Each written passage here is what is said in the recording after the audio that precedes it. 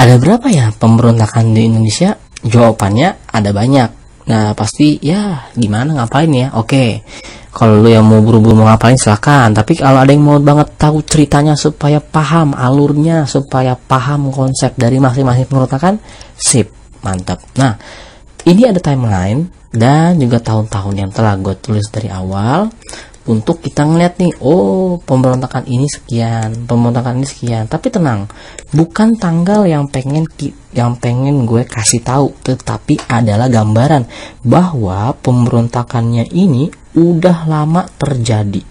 Nah di sini gue kasih sebuah garis nih, di sini ada garis, di sini garisnya adalah Republik Indonesia Serikat, di sini adalah dekret. Nah sesudah dekret apa namanya? Namanya berarti demokrasi apa? Terpimpin.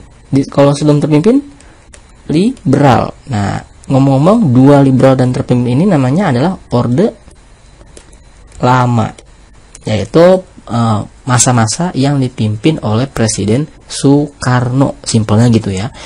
Nah, sebelum demokrasi terpimpin dan sebelum demokrasi liberal, yaitu ada namanya Republik Indonesia Serikat. Sebelum RIS ada masa-masa namanya perjuangan mempertahankan kemerdekaan alias melawan Belanda. Nah, semenjak masa-masa itu Indonesia sudah menghadapi yang namanya pemberontakan. Nah, pemberontakan apa tuh yang paling awal tuh? Set. Yang paling awal adalah PKI Madiun. Aduh, jadi pagi-pagi sudah ada pemberontakan ya, PKI Madiun, hebat banget Indonesia. Baru masih melawan Belanda aja udah bisa menyelesaikan masalahnya sendiri, yaitu pemberontakan PKI Madiun. Kemudian itu aja belum selesai dan hampir selesai, tiba-tiba ada lagi yang namanya Angkatan Perang Ratu Adil. Nah hebat banget ya, langsung ada pemberontakan lagi nih namanya APRA. Nah kemudian ada lagi pemberontakan juga namanya pemberontakan Andi Aziz.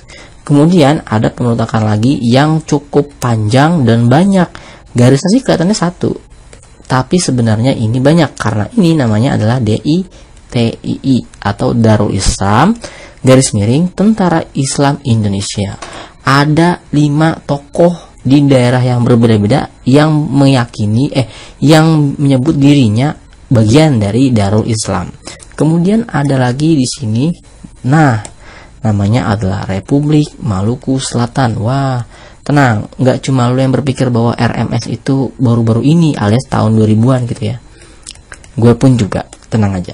Nah, kemudian yang terakhir yang nggak kalah pentingnya di sini dan di sini, di sini adalah, nah ya nggak kalah penting juga ya di situ ya. Ada PRRI dan Permesta. Pemberontakannya yang cukup banyak banget nih. Nah dari sini kan kelihatan gambarnya, bahkan sebelum Indonesia punya negara yang tenang, ini kan bisa dibilang tenang nih karena apa? Karena nggak ada Belanda. Karena Belanda udah cus di sini nih, Belanda di sini udah cus. Sebelum Belanda cus aja di sini sudah ada pemberontakan. Baru Indonesia merdeka dan Belanda alias penjajahnya cus aja udah lumayan banyak pemberontakan. Nah, seperti apa sih pemberontakannya? Masing-masing pemberontakan tuh ada apa aja ya? Dan kenapa ini lama banget nggak selesai-selesain? Ini juga. Dan kenapa ini di ujung-ujung? Kenapa kok ini di awal-awal udah ada orang ribut-ribut? Nah, kenapa ini kok kecil banget? Nah, kenapa ini kok PKI awal-awal udah berani berontak? Gitu ya.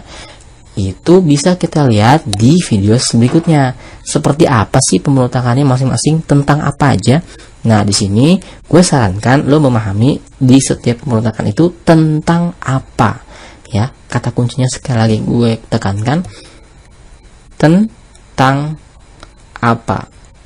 Nah, ini pertama, satu. Kedua adalah alasan, gitu ya.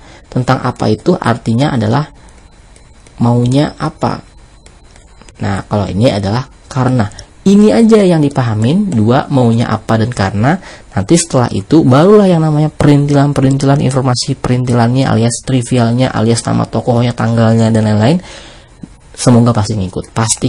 Nah, jadi pertama ini dulu ya, tentang apa sih pemberontakannya alias maunya apa dan alasannya kenapa.